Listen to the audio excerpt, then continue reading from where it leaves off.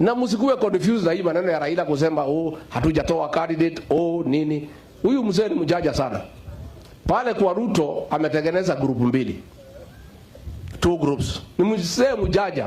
Ni mzee lakini ni mjanja. Group moja ni ya kutoa pesa kwa Ruto.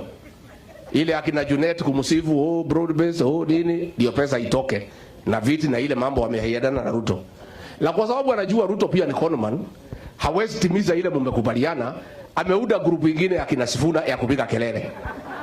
Ndio ile maneno wamekubaliana na Ruto wafanya nini?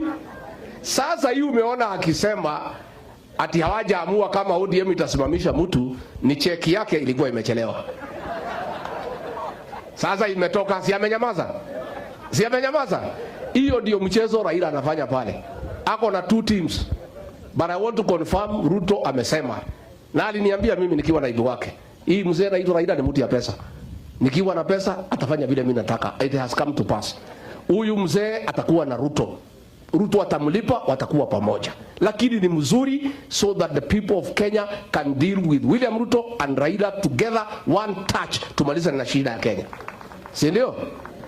Na hata huyu Raila akija kwetu, akuje kule nyuma atupigie kura. Sisi hatutaki akuje atusumbue. Na sisi hatuna pesa ya kupatia yeye. Sijui kama Kalonzo wewe uko na pesa ya kupea hii Raila. Hii mtu ni muhitaji ya pesa.